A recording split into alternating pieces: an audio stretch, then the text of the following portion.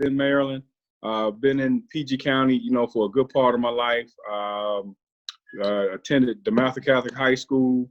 Got a full scholarship at James Madison University to play football down there. After that, had like a 2-week stint, with Washington Redskins. But after that, I devoted my life to just, trying to educate the youth. So right now I'm a dean of students at Calvin Coolidge High School in Washington, D.C. And I've been in the school systems for 20 years, almost 22 years. Just working with the youth, trying to help them as much as I possibly can. It's something that I love to do. And just, helping them in every facet possible, from, just whatever it may be in the household, to economics, to, just being a mentor for them as much as possible. All right, thanks, Steve. And also, we're part of a Bible study group with our wives and couples on Sunday. So that's how we got to meet. It was real blessing for us to be able to do that. And then Reggie, introduce yourself, Mr. Singleton. Greetings and hotep, good brothers. Yes, sir. Yeah, I'm brother Reggie Singleton. I'm the founder and the executive director of Nails Place Inc., which is a nonprofit and 501c3 in Charlotte.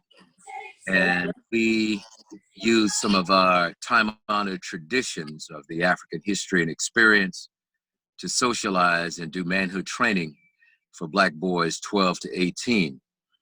One of my Masharis, one of our counselors, leads, and guides, Mashari Varnell B. Anime is on with us as well. But we do, again, we draw on some of the time-honored traditions to do manhood training.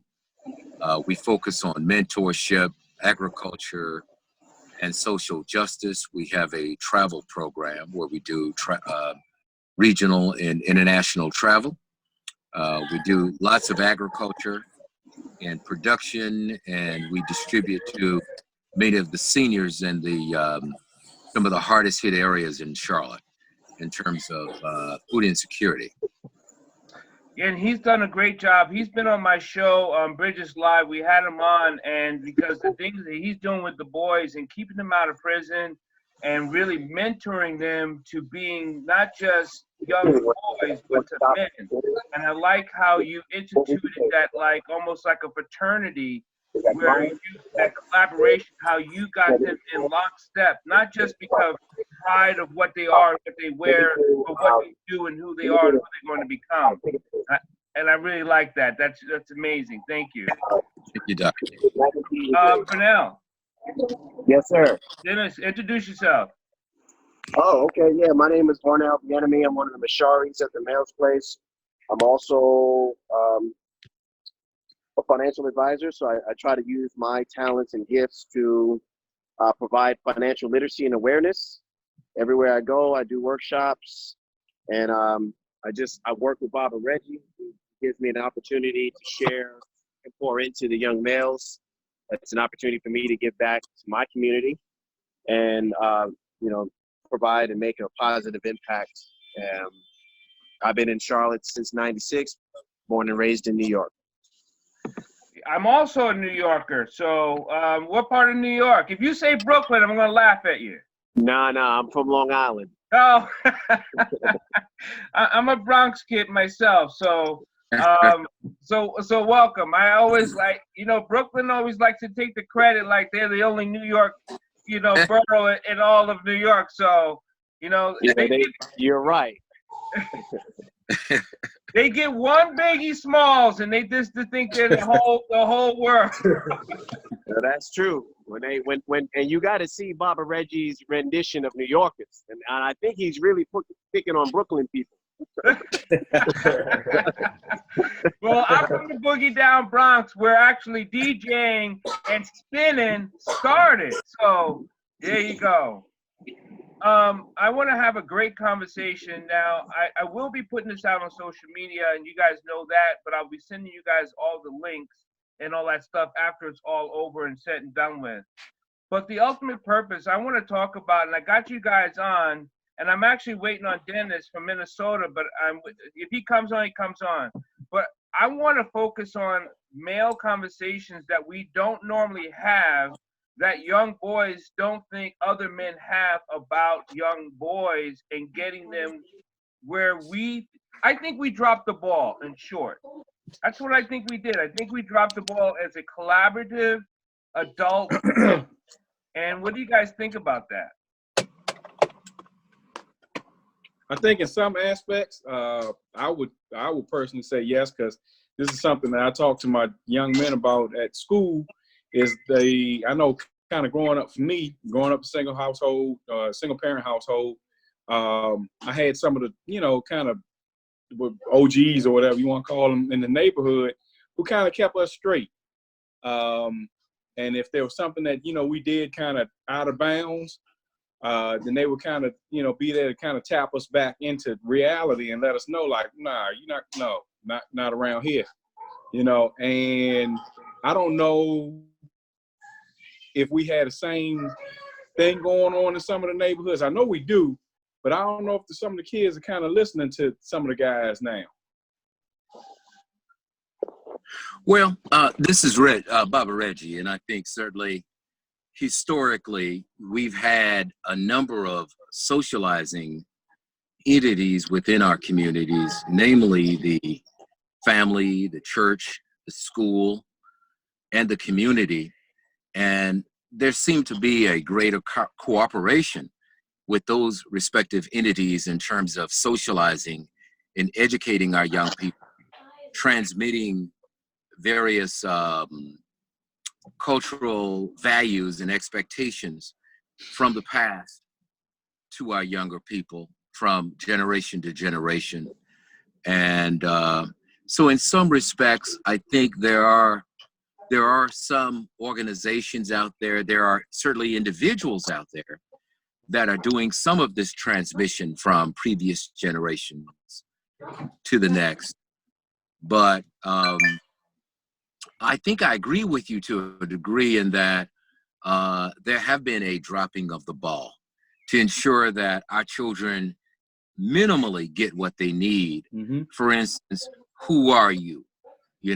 And who you are more than just your name, more than just whether you have a degree or you're in a fraternity or whether you played sports, but who are you? What are your greater obligations to the community, to the village?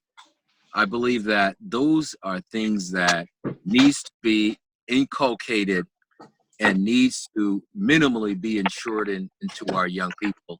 To a large degree, I think we have dropped the ball. I don't remember seeing a black male teacher ever in my education as a youth. I remember seeing them in my martial arts class or teaching. As far as like in my school of education, I don't ever remember seeing an educator in my classrooms. So even when I was rambunctious and getting sent down to the dean's office, now I originally went to Catholic school, so that just seemed to be, we had a lot of black kids in Catholic school because that's where blacks could educate their kids equally. But other than that, that was the 70s. But when I got to public school, I didn't have one black teacher. I didn't have one. And that's what got me into it. That's what got me into education. It's the same thing. My mother's a teacher. She's been a teacher, for 30-something years, and she's retired now. But I would hear the stories and so forth that she would tell coming home, and I know how I was in school. Like, for me, I couldn't stay in school, and it was one of those things because I did not see anybody like me. I had classmates and all that other good stuff, but I wanted to learn from somebody older. Mm-hmm. And all I had was, a bunch of, white women, kind of, patting me on my shoulder and so forth. I did have one Jewish lady who kind of took care of me in 4th grade. But other than that, I made it a mission. And I told myself, early, no, I want to be in education. I want to try to help these young men out Because I know it's a young man out there like myself who needs some kind of guidance. I mean, I think for me, when I went to prison 32 years ago, I always say, why did I have to go to prison to learn the history of my past? When I went to prison, because if you don't, it wasn't like they're going to rehabilitate you. I had to rehabilitate myself, but I owe that to martial arts. Martial, you know, it's like they say, when the student is ready, the teacher will appear. So all those things that was ingrained in me, it came a point in time at that moment, I could have chose death, but instead I prayed to God and asked if he would give me another chance. I was going to serve him for the rest of my life. And I followed through with that. I mean, my motto, I just followed what Malcolm did. I followed with these great ancestors. I had a guy, a prison guard that, you know, had rehabilitated his life and said, my mission is to come back to teach brothers like you so you don't have to come back here. So he had a group, it was called a group for men called Who Are You? His exact words is, who the hell are you? So we had to understand history. We had to understand AA. We had to understand the Bible, the Quran, all that stuff. And for me, I realized that there were stories about us as people that I never even learned in school. I thought we started at the plantation. I didn't know we were kings and queens in Africa. I didn't know martial arts came from Africa. I mean, so it's like changed my whole life, man. And a lot of people, when they see me, and I know that everybody talked to me about martial arts, but they don't realize if it wasn't that historical element in that man-to-man conversation, I wouldn't be who I am right now. Right. And that's my quest. I think, you know, a lot of men don't know their history. They talking mystery. You know what I'm saying? And we got to go and do it. And I continue to do that with my boys. It's like, I need you to understand. I mean, you know, I got some boys, I want them to know that I don't care where you live at, don't forget where we come from. Because at the end of the day, they got a base for you that they ain't even in the field. It's called fifth base. You know, so I don't care how much we do, whatever's going on, I need you to understand that, and I need you to know how to act when things happen so you don't end up in a place that I ended up in. And I do agree. I mean, there's not enough real, it's almost like you feel guilty when you're trying to talk about a black man's issue. You know, it's because, am I going to come across as being racial? Because I say, when I get in the car with my son, I'm fearful that I might get pulled over and something might happen. And you took this little kid who don't know nothing about the hood and you got him mixed up in there. It's like, but where do you have those conversations that you can't? Because they start labeling you as being, oh, why would you make a racial statement? And everybody else can talk about it. So I never talked about this. I used to be a captain of the Nation of Islam. You know, that changed my life, man. It showed me how to sit, how to talk, how to act. And the beautiful thing about it, because martial arts, I was able to bring a universal perspective because I went to China to know that they looked at us like heroes.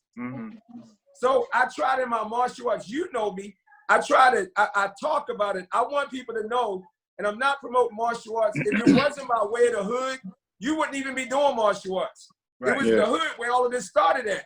But now you can't even find it in the hood. That's sad. So as a black man, I'm trying to make sure we understand by way of the hood, that's how Bruce Lee and all these things came about. But none of that stuff is in our is in our communities. And there's another thing that's not in our communities, because again, with me, we can always say, like, the single mom I came from, my dad was a Black Panther and what he talked about. But in all when I went to the military and I got through all this combative issues and I have all these issues, just recently, I just came out of the psych ward. I just got out today, early this morning. I've been in there for 4 days because I sunk into such a depression that I didn't know where to go, but it was only my martial arts that kept me sane. But I knew to ask for help. I knew to say, hey, you know what? I need help. I need to go someplace. But you know where I went to was the VA, and that's all said and done. But what I would like to have gone to go to a place where there's some brothers in there who also may be in the military to say, hey, I know exactly where you were. I know exactly where you come from. So this is what you need to do. Because I was thinking about the pressure of not working, right, during the pandemic, not earning enough money. My wife is all stressed out, and I'm like, what do I need to do? And how can I be, and how can I do? And it just fell on my shoulders like, I'm not a good man. I'm not a good Black man. And I'm not being able to take care of my woman, right? So that was just things that I was going on in my head. and in my heart. But that was something I was never taught. Yeah. I mean, go ahead. I'm sorry. Was somebody going to say? Yeah, I was gonna make a comment of the fact that I agree as far as dropping the ball, but the mentorship has always been there. But the problem is that we were coming against the brothers in the streets who were mentoring our kids. Yeah. Yeah. And they were looking at the kids as a way to monetize. And as long as there was a way of financial disparity, then the conversation with the guy on the block was always going to be, don't you want to help your mom? Don't you want to do this? You got to do that. And so that economic warfare was part of the reasons why we lost some of the footing. There was no honor in telling someone to get a job at UPS when the other dude was flashing all this and that, you know, being a street pharmacist. So we lost the stronghold that we had on our kids because, you know, in our parenting, some of us shared way too much about the bills and things like that. And then the kids felt like they had to contribute, and there was no jobs in the hood. There was no jobs. And so, you know, our kids, they were being mentored by people who was putting some money in their pocket, and that was the lifestyle that they wanted. So, and you know, it's funny that you say that, because when I talk to the kids, give me the baddest kid, okay? And what I hit on in the 70s, those guys said, do what I say, not what I do. In the 80s, they said, do what I do. And when you understand the cultural differences, and that's what I teach with martial arts, all what I teach come from the inner city that I came up during those 70s. It was about keeping your door open. It was about showing respect to the grandparents. We had community centers back then. We had mentors. But when, you know, I hate to go there, but when the Reagan era came and you took all those things that allowed us to have block parties and eat frozen cups and go to the movies. I mean, life was good. For anybody to say the hood is bad, that's when that crack hit the hood.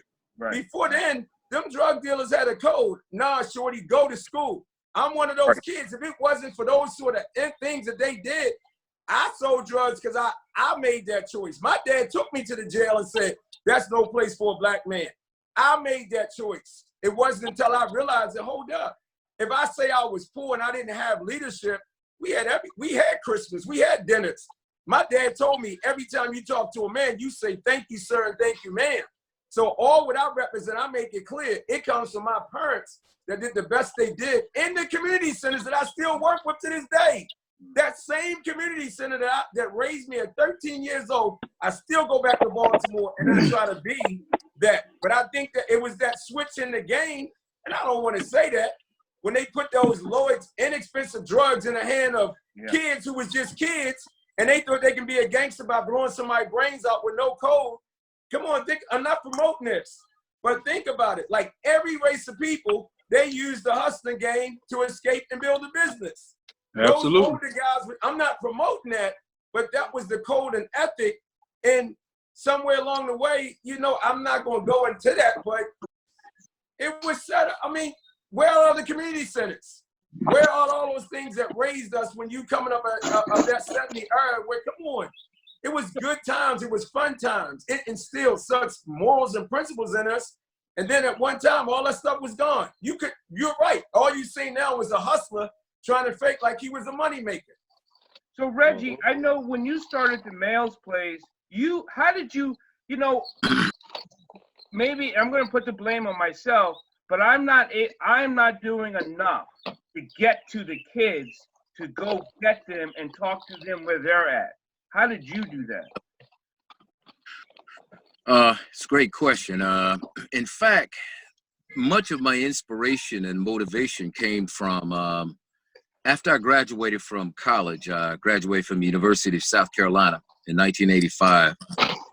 And my first job was working with the Department of Corrections. So I was a medium max facility, and some of the best conversation, some of the greatest inspiring young people that I met were brothers that were incarcerated. I met brothers who were with the nation, met young brothers who had other experiences, but some of the common things I saw was that most of them didn't have no support system, no safety nets, no guidance, and many of them didn't have any money and therefore could not get good lawyers to get them off.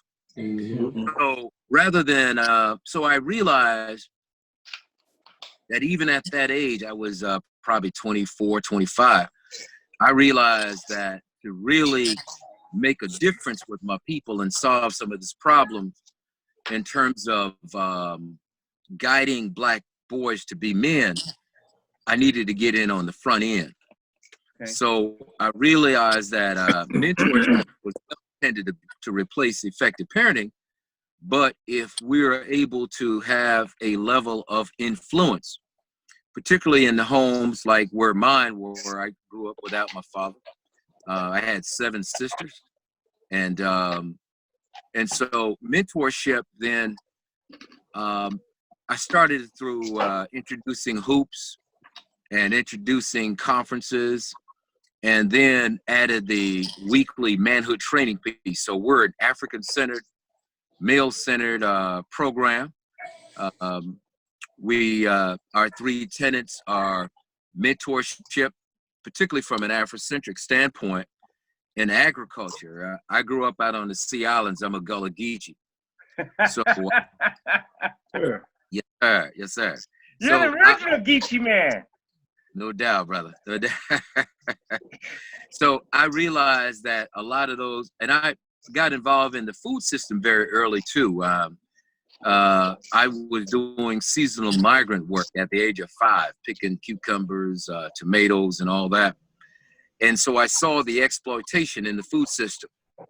But later on, saw that that would be an opportunity to not only engage our people because you're bringing forth life through food and production. So we started our program in the 90s and then evolved in the around 2009, not only have the mentorship component, a weekly training every Wednesday from 6 to 8. And of course, we haven't been stalled as a result of COVID. We still meet through Zoom. Okay. But so we do agriculture is our second tenet. And on Saturdays, we do our agricultural work. We produce food, we process, we distribute, and educate Black boys on issues around food sovereignty, because it has to be more. We want to do more than just merely being consumers and eating slave food. And so we educate them on reasons why it's necessary that they be engaged in the food system and why it's important that we profit from the food system. So it is mentorship, agriculture, and the third tenet, or the third piece, is service. We get out and we do a lot of community service, particularly for the seniors in Charlotte. And 2 weeks ago, we had a very, very successful, high-profile distribution of kale, collards, and sweet potatoes. And the reasons why we wanted to do that was we felt it was important that Black men be out front and very, very vocal in terms of feeding our people. Unfortunately, a lot of the white-led food banks who profit from these food that is nutritionally depleted in a lot of ways, they're feeding to our people. And unfortunately, a lot of folks are not concerned at all where the food is from or who's profiting off of it. But we're trying to be a bigger player in the food system here and to control our own economics and really push this issue about self-sufficiency and self-reliance. And so we've been, so we have a travel program. We've traveled around the country. In addition to travel to 3, we've been to Ghana, West Africa twice. We've gone to Cuba. Our plans was to go to Egypt in this December here. We've modified that because of COVID and hope to visit my brother in DC. We're going to do a Egypt on the Potomac and visit the new museum and and visit some of the Black Land Grant schools while we're up there. So we're a comprehensive program. Well, you can come to my school anytime. Right. Yeah, when you come up, you let us know, and I know the three of us who are in this area would love to join forces and meet those, and meet your kids and meet you face to face and have this conversation live, which is great. I also have another question. Yes, sir.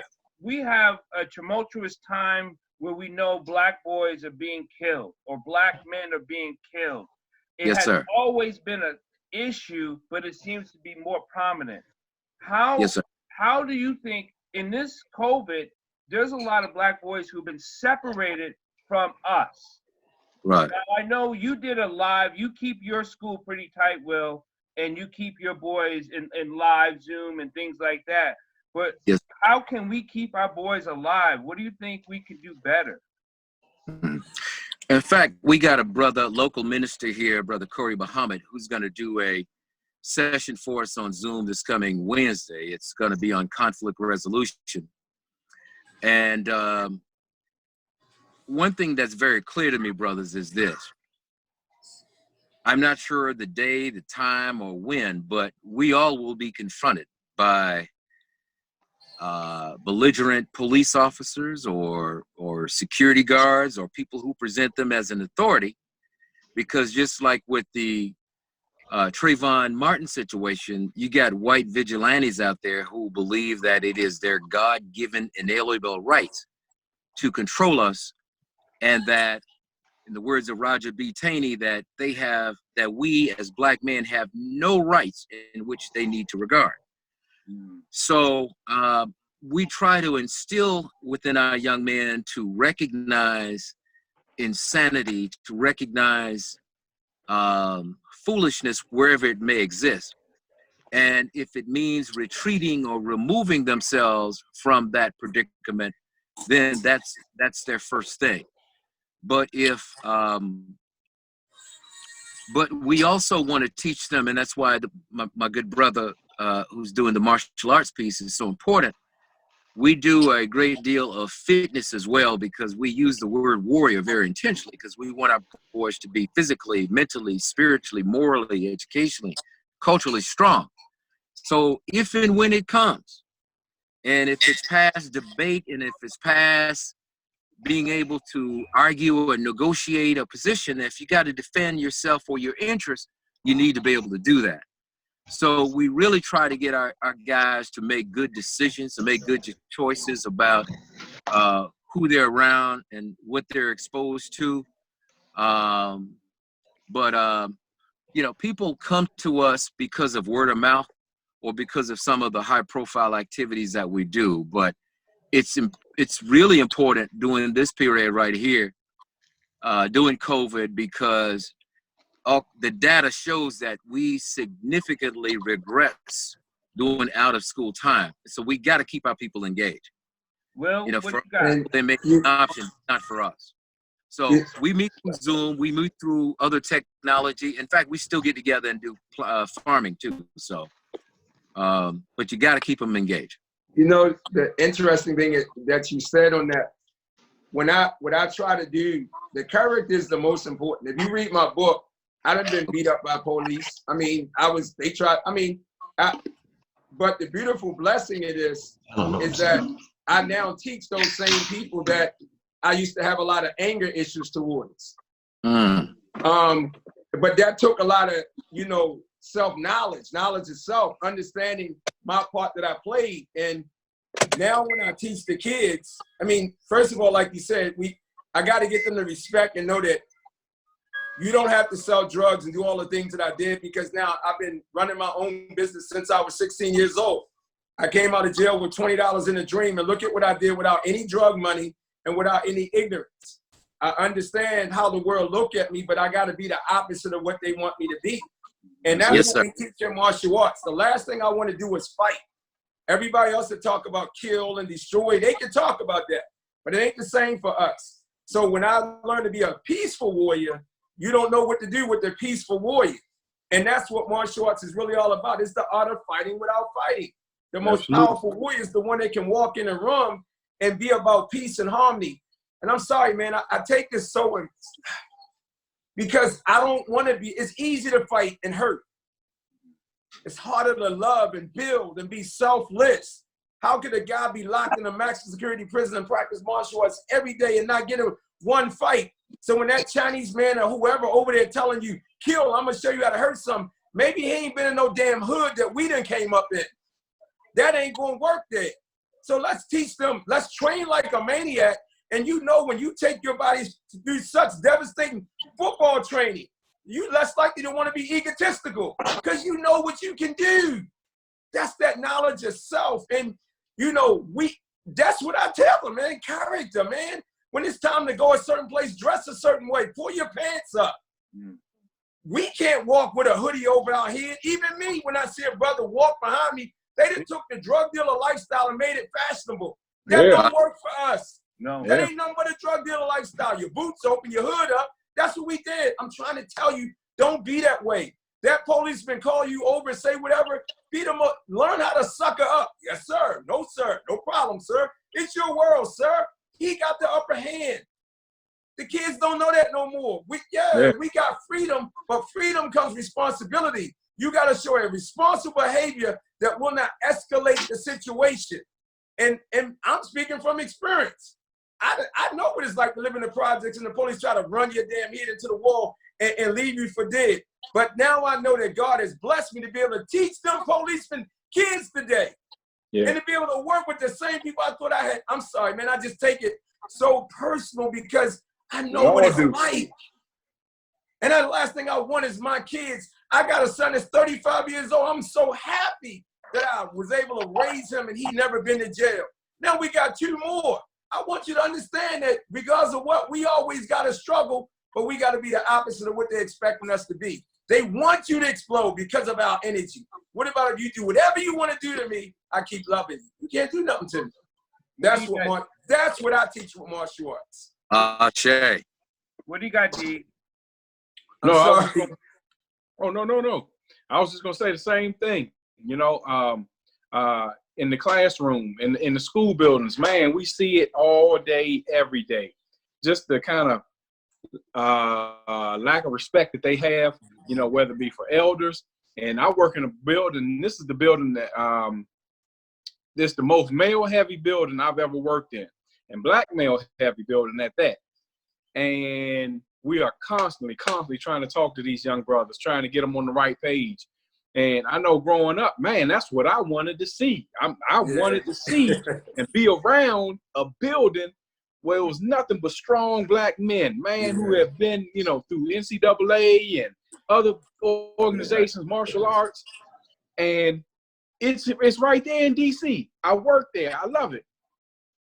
But it's just kind of like what you all was saying is, man, it's kind of this street life. And we've seen it growing up. I know all of us have. But this street life, man, is pulling these kids at an alarming rate. I mean, it is pulling them back in, you know, with everything that we're trying to do in the buildings and so forth. Like, you know, you were saying, do the opposite. Now, everything I read, I have books all over the place, and I read them, and I formulate questions for the kids and come up with some kind of reflection for them and so forth. And one of the things that I had is, of course, the Willie Lynch letter, and we all know how that went. Yeah.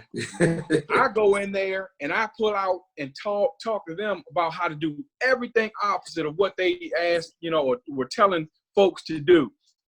And man, some of them grab it, very few, I hate to say. But a lot of them are just like, man, I don't want to hear that, excuse my mouth, I don't want to hear that shit. And I'm like, come on, guys. So let me ask you this question. I know you can't do it in the school system, but do we need to snatch these boys and say, listen? Like, how can I say? I wouldn't say snatch them, but you know, just like my gentleman with the better attitudes makers. I mean, I'm pretty sure he's getting to them as best he possibly can. And I'm gonna be honest, gentlemen, and we all know it. Man, we can't save everybody. Yeah. I hate saying that to myself sometimes, but and it drives me insane to think about it. But I hate to say it, some people have to learn from some of the guys that they see who just don't want to make the right decisions. You know, like at my school, we had some kids who brought a gun to school, and you know, one of them came back because, you know, kind of DC is very whatever with all that kind of stuff. But the other guy left. He wound up, you know, getting shot this summer. So, you know, it's a lot. I don't want to cut you off, but Vernell, we got the meeting's about ready to close up. What do you want to say to this, Vernell? I was going to say that whenever you're dealing with a child, especially in a non-traditional educational setting, it becomes a little different because in the traditional setting, it's them versus authority. Yep. So they're going to give them the respect because of its authority. But if it's a non-traditional setting, that respect for you has to get earned. And you earn that respect when they realize that you care. And so you can't get that close without relations.